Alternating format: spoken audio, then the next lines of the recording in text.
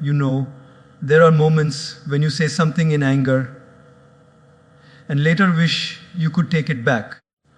Moments when your words cut deeper than any knife.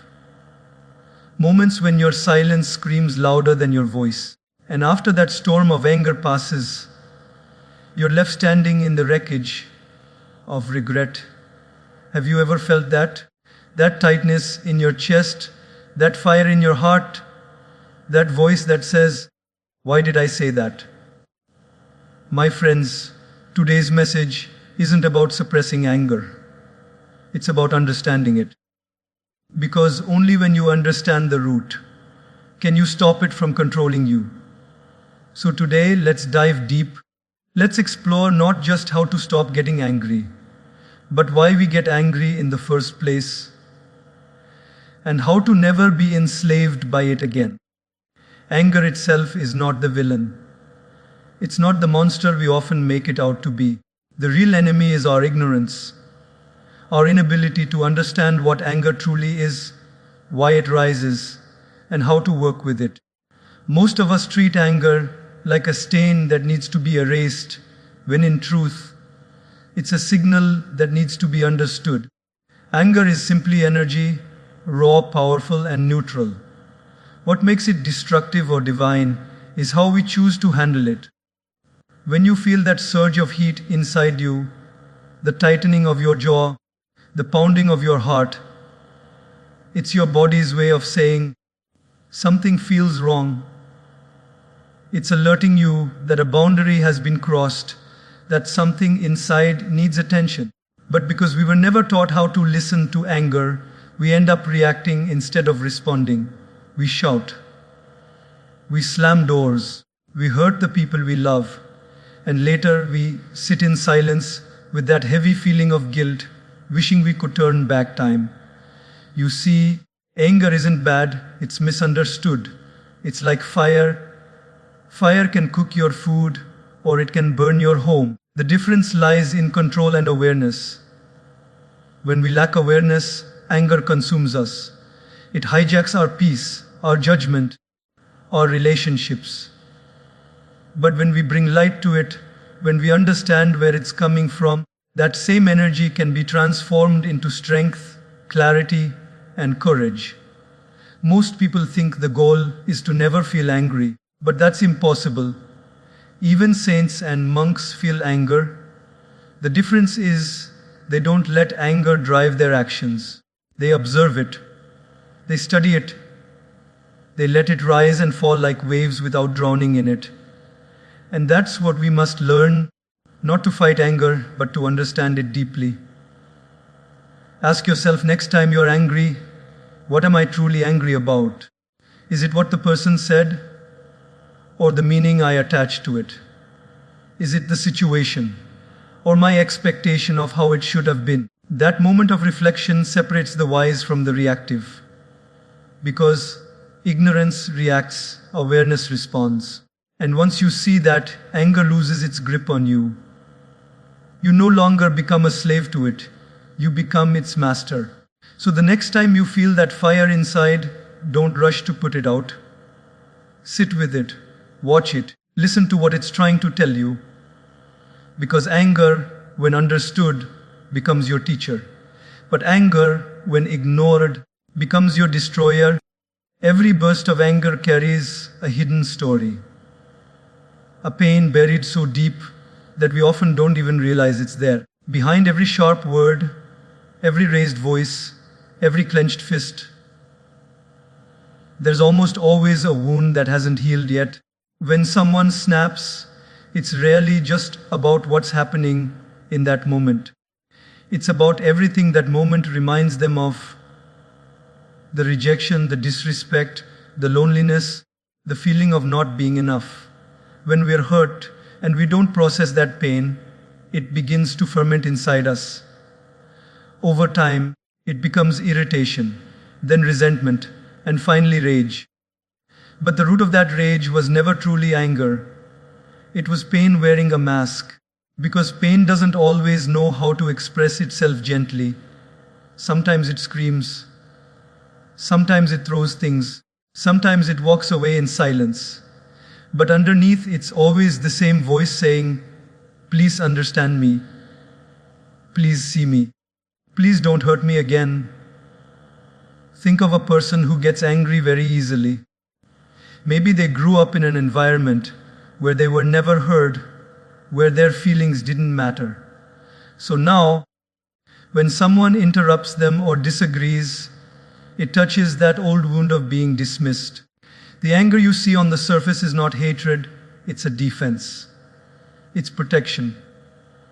Because deep inside, that person is saying, I can't bear to feel small again. Or imagine someone who explodes when they're criticized. It's not always ego. Maybe once upon a time they were constantly judged by parents, teachers, or friends, and they learned to associate criticism with rejection. So when you point out their mistake, they don't just hear your words. They hear every voice that ever told them they weren't good enough. That's why their reaction feels bigger than the situation deserves.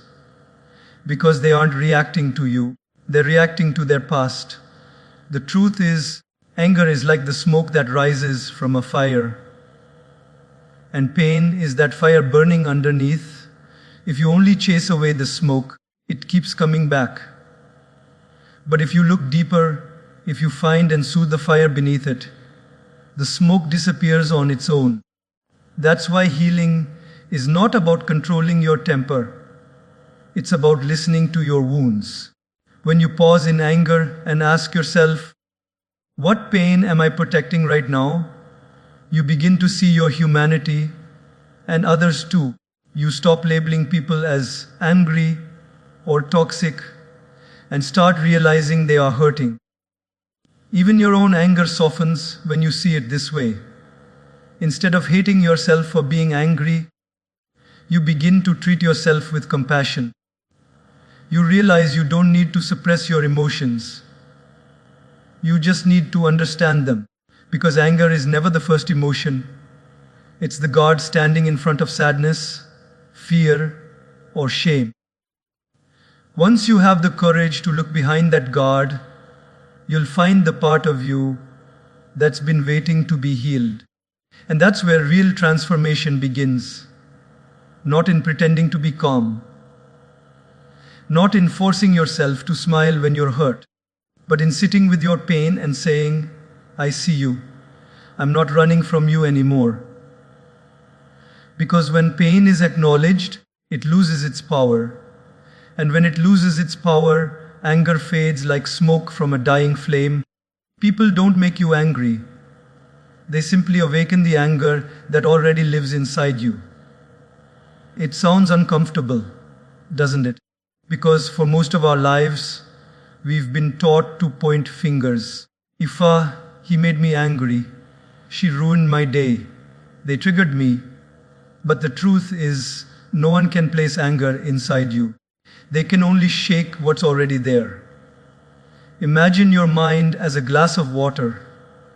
If there's mud settled at the bottom, the water may look clear until someone stirs it. Suddenly it becomes cloudy and we blame the person who stirred it. But the truth is, the mud was always there. They only revealed it. That's exactly how people in our lives act. They don't create our anger. They just disturb the emotions that were already waiting to surface.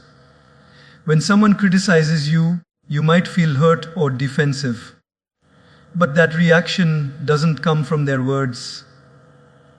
It comes from your own attachment to being right or your fear of being seen as wrong. When someone disrespects you, your anger might not be about their behavior at all, but about an old belief that you are not valued or worthy. What they say or do is just the trigger, not the cause. The real cause is internal. The moment you understand this, your life begins to change.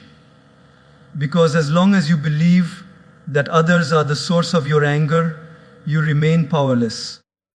You will spend your life trying to control everyone around you, making sure they don't say the wrong thing, do the wrong thing, or act in ways that upset you. But that's impossible. You can't control the world.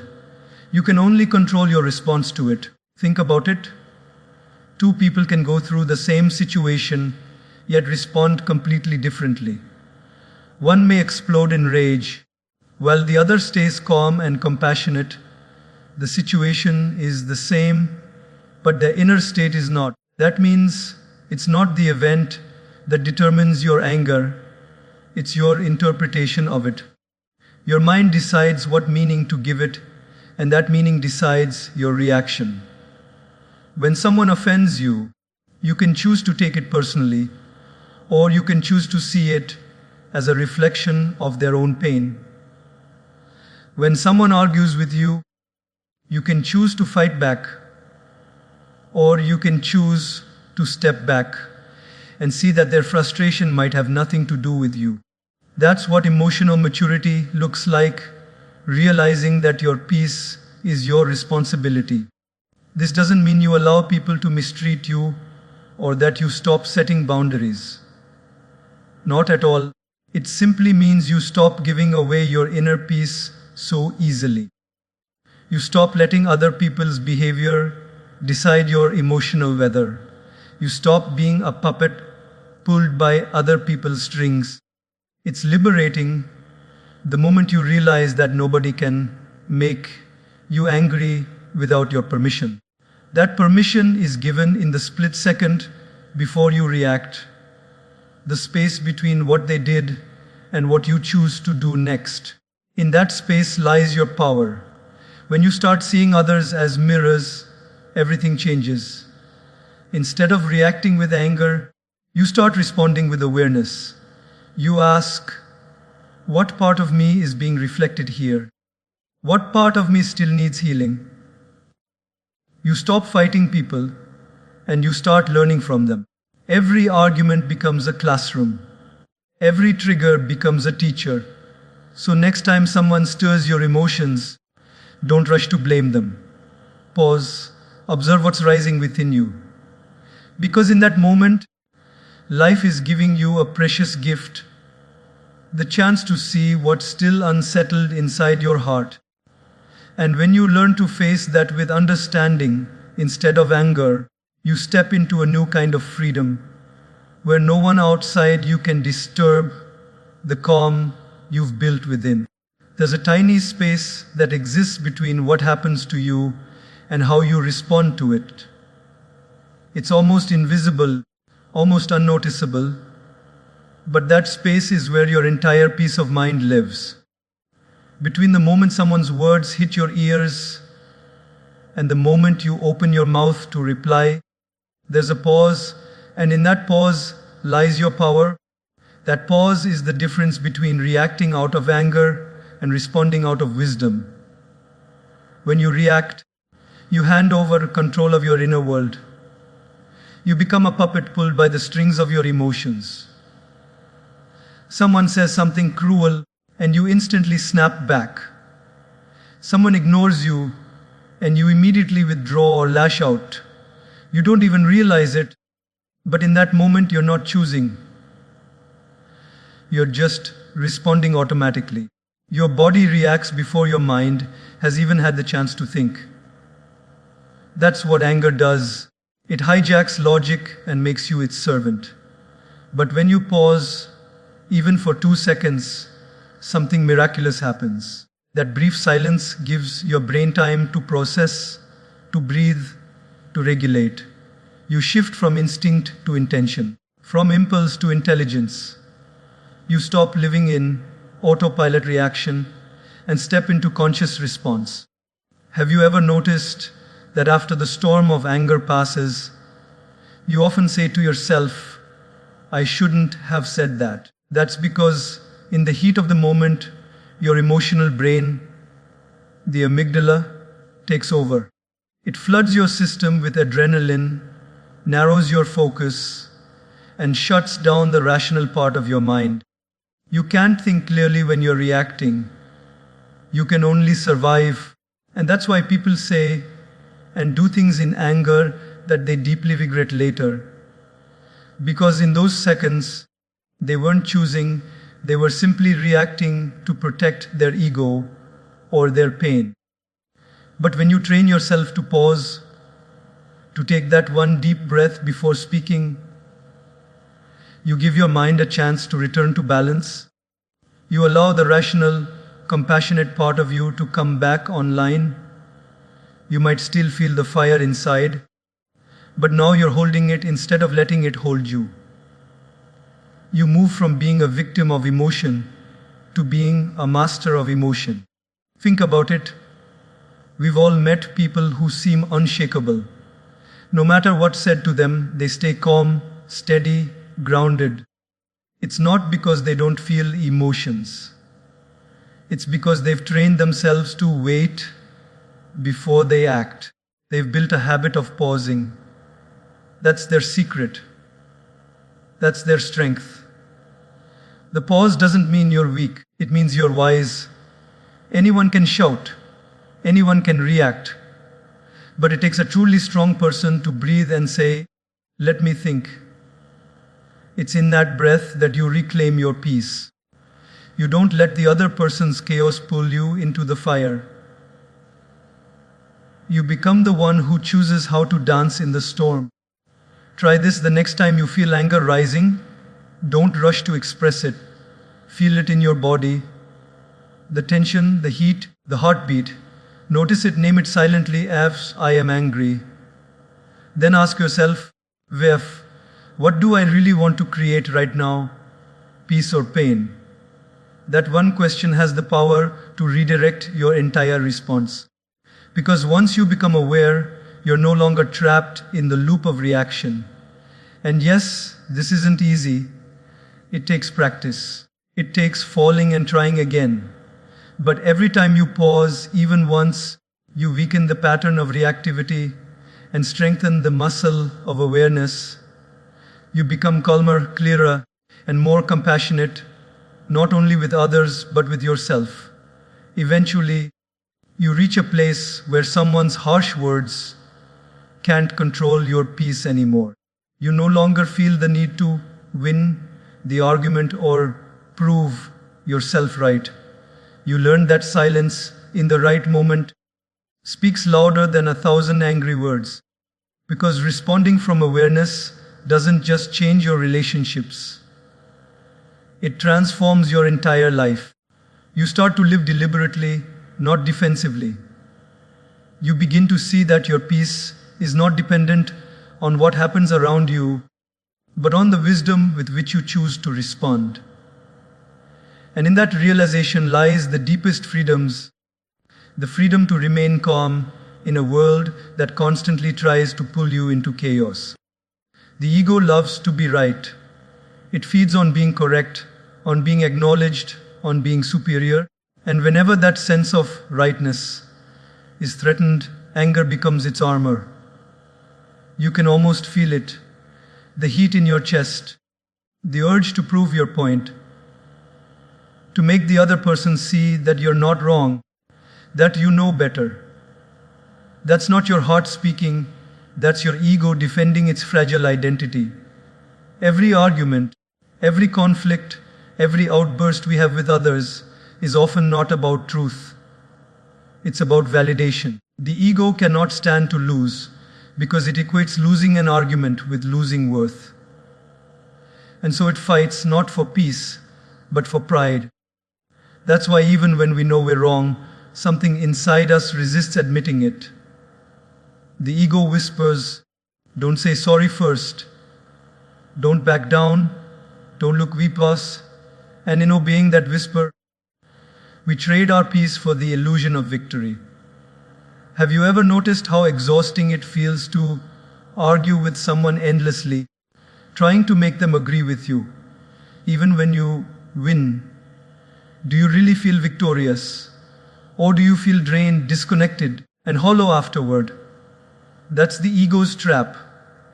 It tricks you into thinking that winning an argument equals strength, but true strength lies in being calm, even when someone misunderstands you. The ego thrives on comparison. It constantly measures who's smarter, who's stronger, who's more respected. It needs to feel above to survive. But the moment you let that ego run your emotions, peace disappears. Because anger is the ego's favorite weapon.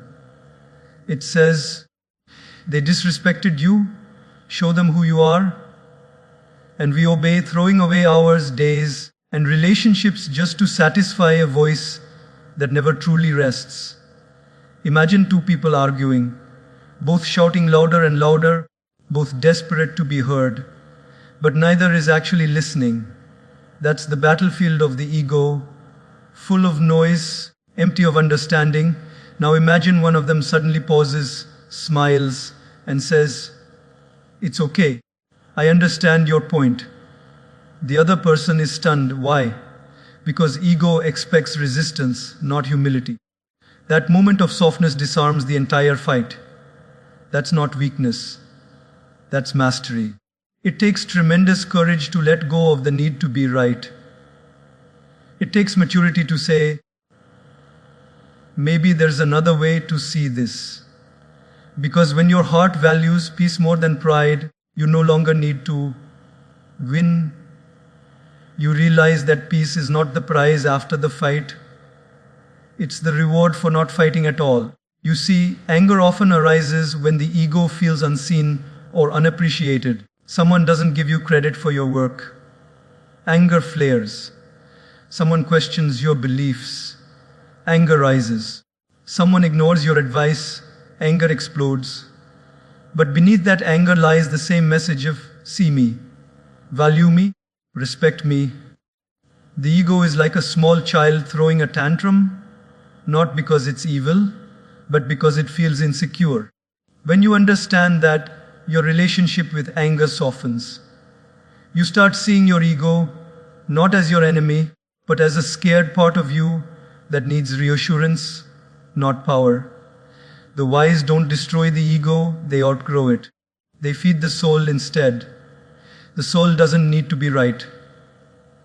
It doesn't need to prove anything. It knows that truth stands firm even in silence. That's why the most peaceful people are often the most humble, because they've stopped feeding the ego's hunger for validation. Next time you feel that surge of anger when someone disagrees with you, pause and ask yourself, why? Am I defending truth or my ego? Most of the time you'll find it's the latter. And once you see that clearly, the fire cools. Because truth doesn't need defense, it simply is. The ego wants to fight, the soul wants to understand. The ego wants to win, the soul wants to connect. When you start choosing understanding over victory, everything shifts. Conversations become gentler, conflicts become shorter, relationships become deeper, and most importantly, you become free from the exhausting need to be right all the time. So remember this. Sometimes peace is not found in proving your point, but in letting it go. You don't always have to have the last word. You don't always have to make them see what you see. Because true power is not in winning arguments. It's in staying calm when the ego wants to fight. When you reach that point, you're no longer a prisoner of pride. You've learned the highest form of intelligence. The art of peace over the illusion of victory. Compassion dissolves fury. It's one of the simplest yet most profound truths you'll ever discover. Anger thrives in misunderstanding, but the moment you begin to understand, it loses its strength. When you see others not as enemies but as human beings, struggling just like you, your heart softens. You stop taking their actions so personally. You begin to realize that most people who hurt others are themselves hurting. Their words are weapons forged from their own pain. Their harshness is a shield to hide their insecurity. Their coldness is often just protection from a wound they never learned to heal. Compassion doesn't mean you justify wrong behavior. It means you understand where it comes from. It means you stop meeting fire with fire. Because what happens when two fires meet? They destroy everything in between. But when one fire meets water, the flame fades. Compassion is that water. It cools the heat of anger, both yours and theirs.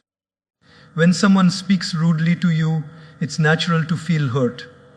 But if you take a step back and ask yourself, why would a happy person behave like this?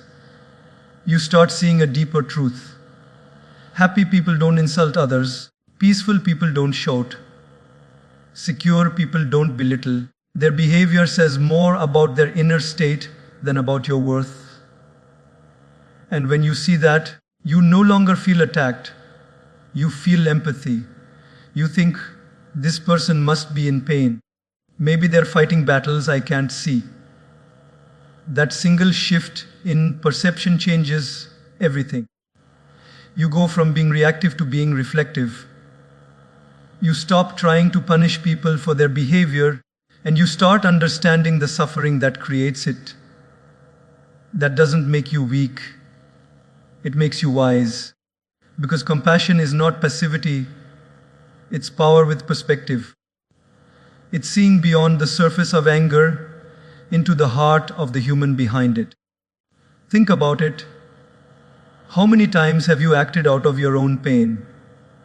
Maybe you snapped at someone when you were tired, said something cruel when you were overwhelmed, or ignored someone because you were too lost in your own thoughts. In those moments, you weren't evil, you were hurting. And if you can see that in yourself, you can begin to see it in others. That realization builds bridges where anger once built walls.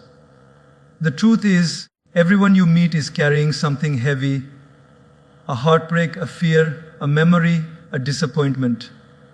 Some carry it silently, others express it loudly.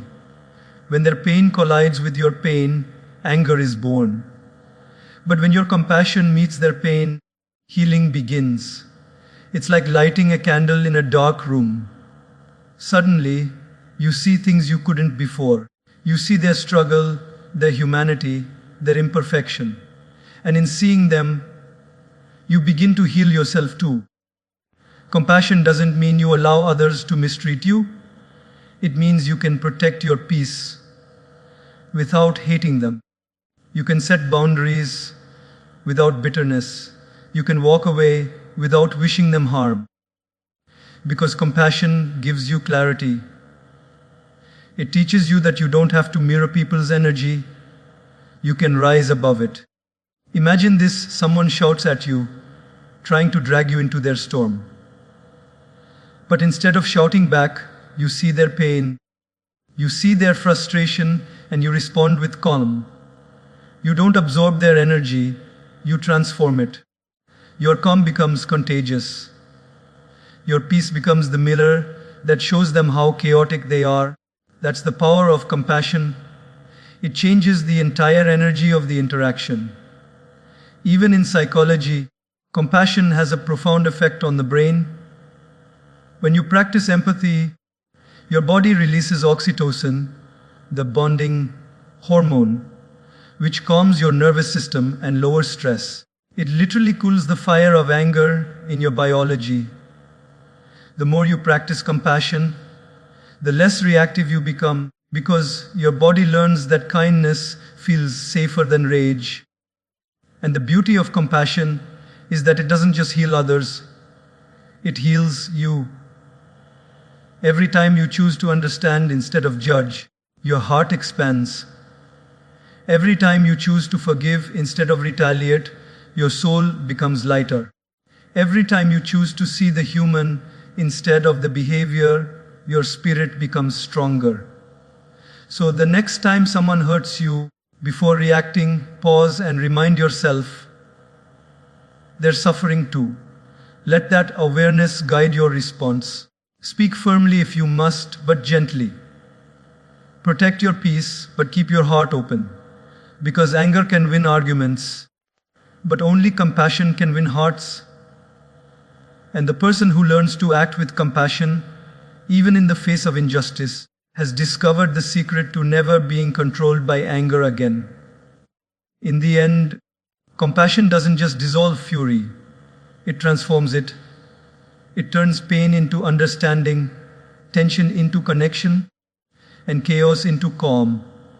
And when you live with that kind of heart, you don't just stop getting angry, you start bringing peace wherever you go.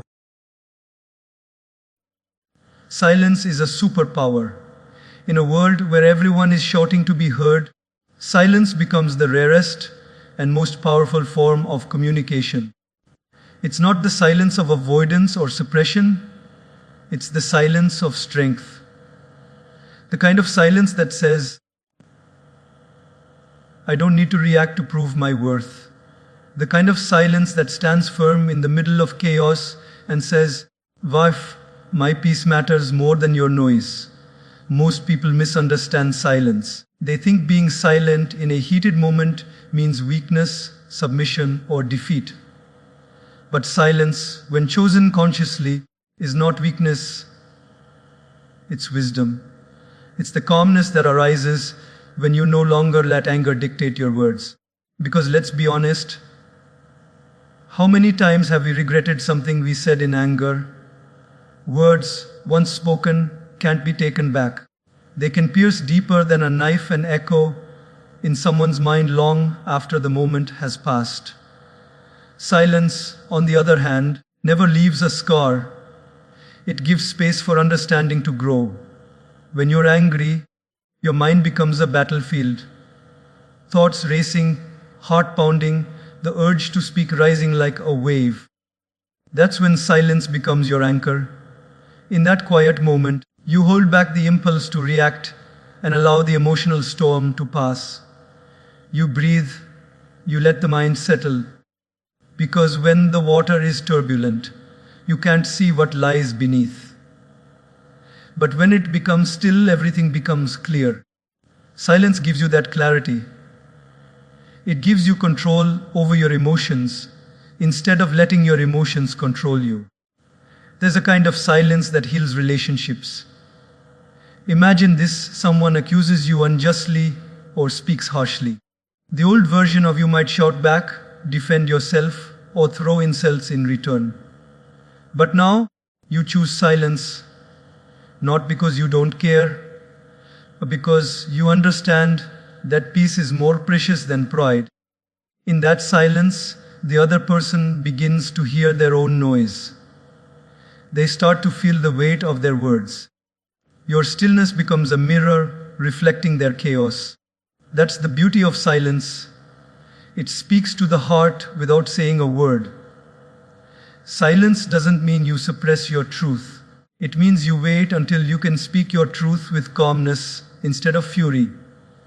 Because truth spoken in anger often loses its purity.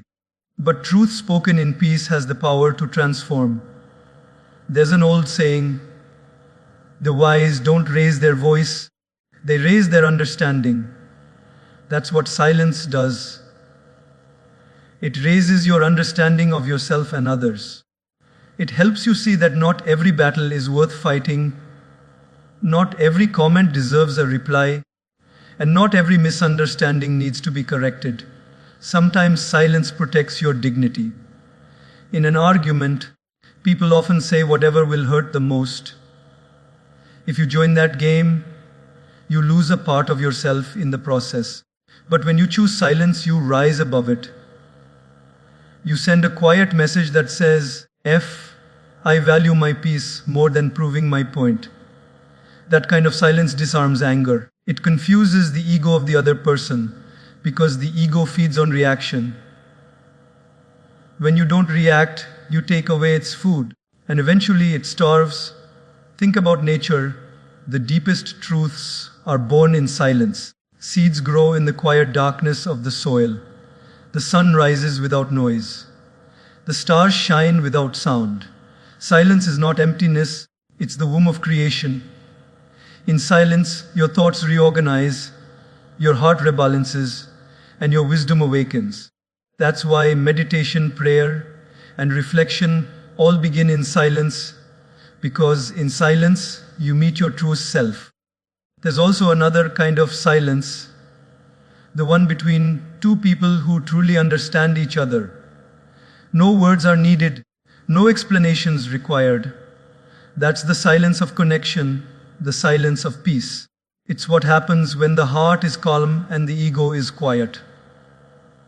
But cultivating that kind of silence takes practice. It requires awareness, the awareness to pause before reacting, to notice the energy rising in your body, to breathe instead of explode. You'll fail sometimes, you'll slip into old habits. But every time you choose silence over shouting, you grow stronger. Every time you hold your peace in the face of provocation, you train your mind to respond from wisdom rather than emotion. Silence is not the absence of expression, it's the presence of control. It's knowing when words can heal and when they can harm. It's understanding that sometimes the best response is none at all. Because people forget words, but they never forget the feeling your energy gave them. And silence carries the most powerful energy of all, the energy of peace. So the next time someone tries to provoke you, remember this: not every noise deserves your attention, not every attack deserves your energy. Stay silent, stay steady, stay centered, because silence doesn't mean you lost the argument. It means you won the battle within. And when you can master that, when your silence becomes stronger than their noise, that's when you truly understand what it means to never get angry again. Detachment is one of the most misunderstood qualities in the world. People often confuse it with coldness, indifference, or apathy, as if detachment means you stop caring, stop loving, or stop feeling. But real detachment is not about caring less, it's about caring differently. It's about loving without losing yourself, helping without controlling, giving without expecting, and feeling deeply without becoming enslaved by your emotions. Detachment doesn't make you emotionless. It makes you emotionally free. You see, most of our anger doesn't come from what people do. It comes from our attachment to how we think they should behave. We create invisible expectations in our minds, how others should treat us, how life should unfold, how outcomes should turn out. And when reality doesn't match those expectations, we suffer. We cling to the illusion that we can control everything around us.